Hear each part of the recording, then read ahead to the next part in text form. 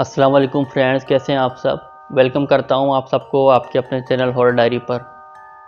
आप सबसे रिक्वेस्ट है कि जिन्होंने अब तक चैनल को सब्सक्राइब नहीं किया है वो चैनल को सब्सक्राइब कर लें और साथ में बेल आइकन पर भी क्लिक कर लें ताकि अपलोड होने वाली तमाम हॉरर स्टोरीज आपको बर वक्त मिल सकें।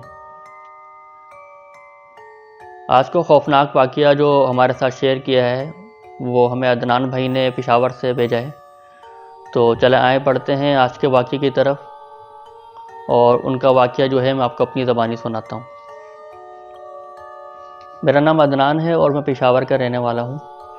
आज जो वाक़या मैं आपके साथ शेयर कर रहा हूँ हॉरर डायरी पर, ये मेरे साथ आज से 3 साल पहले पेश आया था जब मैं न्यू ईयर के टाइम पे इटली गया हुआ था।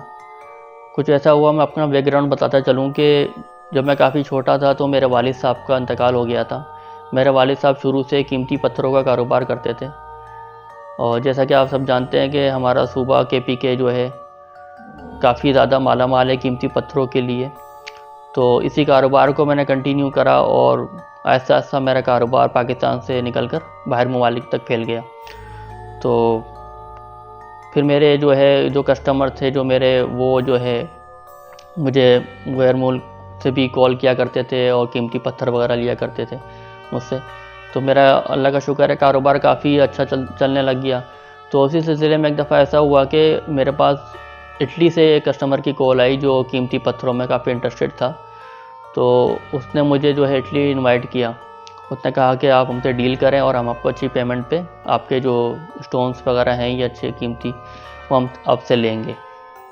तो मैं काफ़ी खुश हुआ क्योंकि काफ़ी अच्छी डील मुझे नज़र आ रही थी और काफ़ी ज़्यादा वो पैसे देने की बात भी कर रहा था। तो मैंने अपने एक दोस्त से बात करी जो मेरे साथ कारोबार में मेरा तकरीबन पार्टनर था।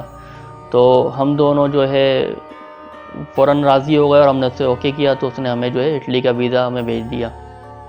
तो 1 से 2 महीने लगे थे वीज़ा आने में। इसके बाद जो है हम दोनों इटली चले गए। जब हम इटली पहुँचे तो वो टाइम ऐसा था कि न्यू ईयर की एंडिंग थी।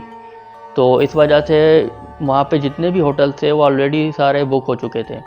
तो हम काफ़ी परेशान हुए, इधर उधर हम भटकते रहे कि हमें कोई अच्छा जो है होटल मिल जाए जहाँ पर हम रह सकें। तो लेकिन कोई होटल मिल के नहीं दे रहा था। फिर हम एक ऐसे होटल में पहुँचे जो काफ़ी अच्छा बना हुआ था। तो हमने सोचा कि यहाँ पे भी सारे रूम बुक हो चुके होंगे, लेकिन फिर भी हमने ट्राई करने के लिए वहाँ से मैनेजर से पूछा। तो मैनेजर ने बाकी सब की तरह मना किया। उसने बोला कि एंडिंग ईयर है, न्यू ईयर मनाने के लिए लोग काफ़ी आए हैं, इस वजह से होटल ऑलरेडी सारे जितने भी रूम हैं होटल के वो सारे बुक हो चुके हैं। तो हमने उससे काफ़ी रिक्वेस्ट करी और उससे काफ़ी बोला कि भाई किसी भी तरह से हमें आप कोई रूम दो, हम कहाँ पे रह सकते हैं फिर। तो खैर वो हमारी बात सुन के जो वहाँ पे एक और मैनेजर शायद वो असिस्टेंट मैनेजर था वो खड़ा हुआ था, वो उसने अपनी लैंग्वेज में कुछ उससे बात करी। तो फिर थोड़ी देर के बाद उसने हमें बोला मैनेजर ने कि यहाँ पे एक रूम है 606 नंबर उसने बताया।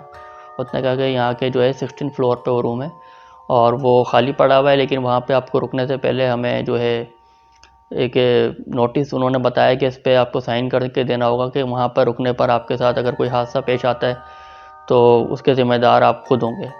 तो उसकी बात सुनकर हम दोनों काफ़ी शौक हुए कि ये ऐसा क्यों कह रहा है। तो हमने उससे वजह जाननी चाहिए तो उसने टाल मटोल से काम लिया, लेकिन खैर हमने इस बात पर इतना ध्यान नहीं दिया। तो हमें तो रूम चाहिए था, हम काफ़ी थक चुके थे क्योंकि सुबह से हम घूम रहे थे, हमें कोई रूम नहीं मिल रहा था।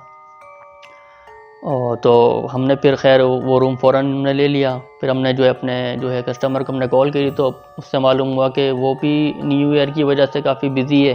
तो उसने हमें बोला कि आप 2-3 दिन तक मतलब आप स्टे करें, उसके बाद हम मीटिंग कहीं पे कर लेते हैं ना। तो खैर इस तरह से हमने बोला कि चलो ठीक है, हम वैसे भी थके हुए हैं और हमने सोचा कि हम थोड़ा इटली को घूम भी लेंगे। तो इस वजह से हमने कोई इतना ज़्यादा ज़ोर नहीं दिया कि आप अभी मीटिंग करो या हम जाके डील करो। तो उस रात तो हम काफ़ी थके हुए थे, इस वजह से हम रूम में जो है फ़ौरन ही आके अपना सामान वगैरह रख कर हम सो गए। उस रूम की एक ख़ास बात ये थी कि उस रूम की जब विंडो से जब पर्दा हटाते थे तो सामने एक दरिया बह रहा होता था जो कि काफ़ी ज़्यादा खूबसूरत मंज़र पेश करता था। ये हमें सुबह के टाइम पे एहसास हुआ जब हमने सुबह हम उठे और हमने जो खिड़की से हमने पर्दा हटाया तो हमने सामने का मंज़र देखा। तो हम बेख्तियार हम सुबहान अल्लाह के उठे। वो काफ़ी प्यारा मंज़र था और इटली वैसे भी काफ़ी प्यारा मुल्क है। इस वजह से जो है लोग काफ़ी ज़्यादा वहाँ पे विज़िट करते हैं, टूरिज़म काफ़ी होती है। तो खैर हम जो है उस दिन अपना सामान वगैरह वहाँ रख के हम जो है अपनी जो है थोड़ा बहुत हम घूमने के लिए बाहर निकल गए। तो जब हम घूम फिर के हम वापसी आ रहे थे तो मगरिब हो चुकी थी। तो हमें जिस पार्क से हमें टैक्सी मिली तो वो टैक्सी ड्राइवर जो था वो एक इंडियन था। तो हम आपस में बातें हम कर रहे थे तो उसने हमारी बातें सुन ली और हमसे पूछने लगा कि हम फला फला होटल में कहाँ पे रुके हुए हैं। तो हमने उसको बताया कि हम इस तरह से रुके हुए हैं। तो हमसे वो रूम नंबर पूछने लग गया कि आप कौन से रूम में रुके हुए हैं। तो पहले हम थोड़ा सा हम घबराए, हमने बोला कि हो सकता है कोई डकैत हो, हमसे रूम नंबर क्यों पूछ रहा है। तो हमने भी टाल मटोल से काम लिया और उसको कुछ नहीं बताया। तो उसने हमें ये बोला कि इस होटल में एक रूम ऐसा है जो कि हॉन्टेड है, तो आप वहाँ हरगिज़ नहीं रुकिएगा। तो हमने उससे पूछा कि वो रूम कौन सा है, तो लेकिन उसने रूम का कोई नंबर वगैरह तो नहीं बताया। खैर इस तरह बातें करते करते जो है हम उस होटल पहुँच गए और अपना सामान वगैरह जो भी हमने ख़रीदा था वो लेकर हम जो है वापस अपने रूम में आ गए। तो अच्छा, हम जब रूम में एंटर हो रहे थे तो ऐसा हुआ कि हमें ऐसा फील होने लगा कि रूम के अंदर कोई मौजूद है, क्योंकि अंदर से कुर्सियाँ मेज़ें वगैरह खींचने की और इस तरह की कुछ आवाज़ें आ रही थी कि जैसे कोई अंदर एक्टिविटी हो रही है। तो ये काफ़ी ज़्यादा अजीब बात थी, क्योंकि बगैर कार्ड स्विप किए रूम ओपन नहीं किया जा सकता था। तो खैर हमने अल्लाह का नाम लेके जब रूम ओपन किया है तो देखा कि अंदर कोई भी नहीं है। तो हम काफ़ी हैरान हुए। फिर हमने सोचा कि शायद ये हमारा वहम हो, क्योंकि हमें ऐसा लगा हो, क्योंकि बराबर में वो दूसरे रूम भी थे, तो शायद हो सकता है कि किसी और रूम में ये एक्टिविटी हो रही हो। तो हमें ऐसा लगा कि शायद कि हमारे वाले रूम से ये आवाज़ें आ रही हैं। तो खैर हम जो है जो अपना मतलब नहा वहा के जो है अपना सो गए हम। तो अच्छा, मैं आपको ये बताता चलूँ कि मेरी एक आदत हमेशा से है कि जब भी मैं सोने के लिए लेटता हूँ तो आयतुल कुर्सी लाजमी पढ़ लेता हूँ। उसके अलावा चारों कल वगैरह दुआएं वगैरह पढ़ के मैं सोता हूँ। लेकिन उस दिन हम घूम फिर कर आए थे तो काफ़ी ज़्यादा थके हुए थे। तो इत्तेफाक कुछ ऐसा हुआ कि मैं उस दिन आयतुल कुर्सी पढ़ना और बाकी दुआएं वगैरह चारों कुल पढ़ना भूल गया। तो ऐसे ही हम सो गए। तो खैर थोड़ी देर के बाद आँख खुली है तो फिर हमने जो है अपना पिज़्ज़ा वगैरह हमने ऑर्डर किया था, तो वहाँ से पिज़्ज़ा वगैरह आया है। और उसके बाद फिर हम दोबारा से सोने के लिए लेट गए। लेटे लेटे ऐसा हुआ कि मुझे ऐसा फील हुआ कि मैं अपनी जगह से काफ़ी ऊपर हूँ। पता नहीं क्यों मुझे ऐसा फील हुआ। जब मैंने आंखें खोल के देखी हैं तो ये देखकर मैं काफ़ी हैरान हुआ कि वाकई में ये मेरा वहम नहीं था। मैं सचमुच जो है मेरा बेड जो है तकरीबन 2 से 3 फीट हवा में ऊपर की तरफ उठा हुआ था।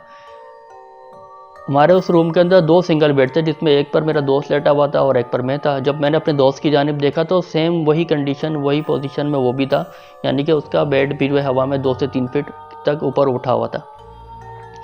अभी मैं हैरान और परेशान ये सारी एक्टिविटी देख ही रहा था कि रूम में जो लाइट थी वो ब्लिंक करने लग गई, यानी कि जल-बुझ कर रही है।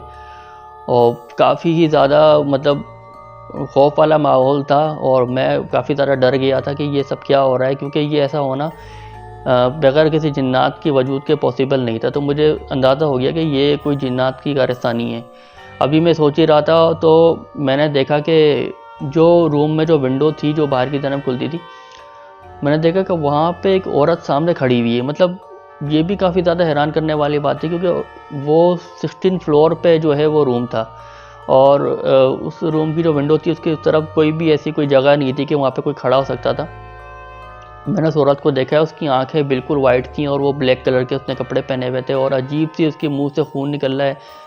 और मैं काफ़ी ज़्यादा इतना ज़्यादा डर गया था कि मेरे मुंह से आवाज़ तक नहीं निकल रही थी। मैं ये भी भूल गया था कि मैं आयतुल कुर्सी पढ़ूँ या कुछ करूँ।